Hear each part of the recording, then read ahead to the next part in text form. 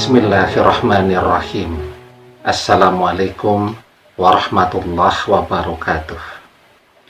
Bapak-bapak, ibu-ibu, mas-mas, mbak-mbak, khususnya adik-adikku sekalian yang dirahmati Allah dimanapun Anda berada. Kembali di IIP Channel bersama saya, IIP Wijayanto. Kali ini kita membahas tema semakin mantan berusaha melupakanmu, semakin ia menderita lahir batin. Ya, jadi tentulah perpisahan itu akan menggerakkan mantan untuk belajar melupakan, ya, belajar menghapus segala kenangan yang pernah terjadi antara Anda dengan dia. Tetapi bagaimana dia bisa menghapus kenangan itu?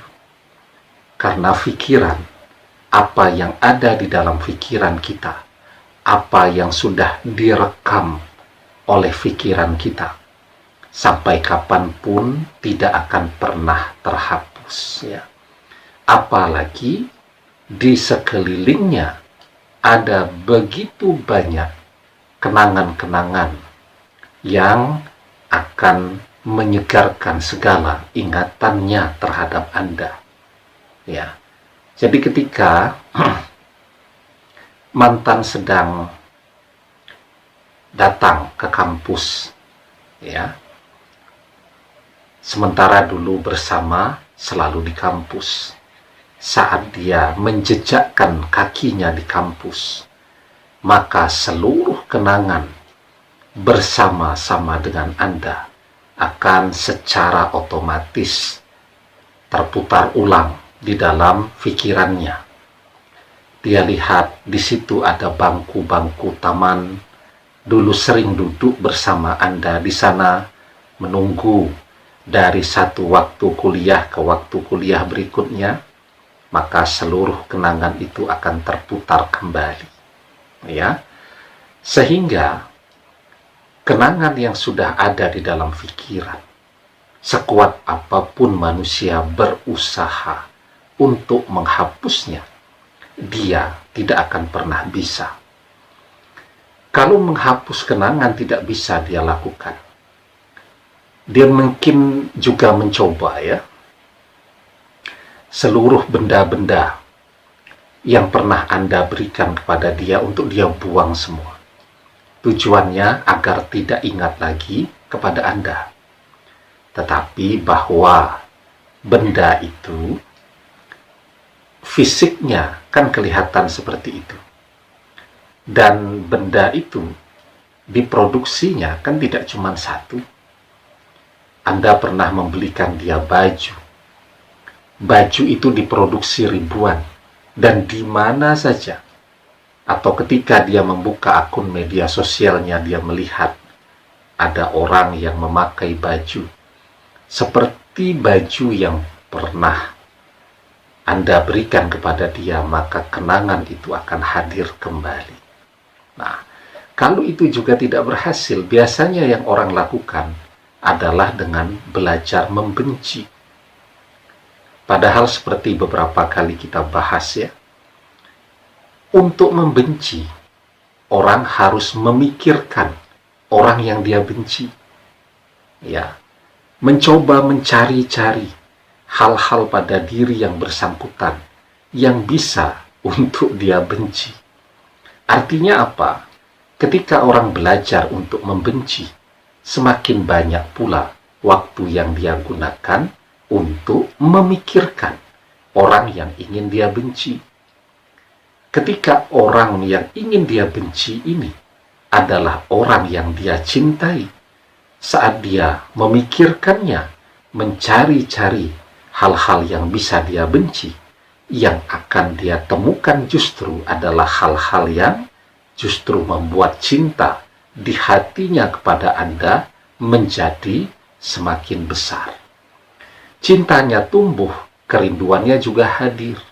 Maka disitulah ketika dia berusaha untuk melupakan Anda, maka dia akan semakin menderita lahir dan batin. Ya, karena yang namanya cinta itu tidak untuk dibenci. Seperti halnya orang membenci seseorang tidak untuk dia cintai. Ya, kita benci nih kepada sebuah makanan misalnya, karena makanan itu kalau kita makan badan kita jadi gatal semua, jadi alergi. Kan ada orang yang seperti itu, kalau sudah alergi bisa sampai demam. Dia benci itu dengan makanan itu, maka dia tidak akan berusaha untuk menyentuh makanan itu, dia tidak berusaha untuk menyukainya, karena dia menyadari betul kalau sampai makan dia bisa demam. Ya, jadi dia belajar untuk tidak pengen dan seterusnya. Nah, ketika sesuatu itu dia sukai, kan dia tidak belajar untuk membencinya. Dia suka dengan sebuah makanan, hobi banget makan makanan tersebut, maka dia tidak belajar untuk membencinya. Dimanapun dia berada, kalau dia masuk ke sebuah warung, maka makanan itu yang pertama kali dia cari.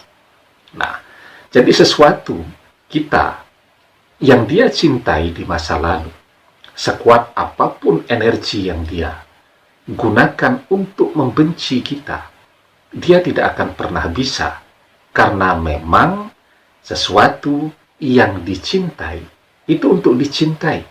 Sesuatu yang disukai itu memang untuk disukai. Itulah rasa hati yang membimbing kita untuk melakukan hal yang demikian.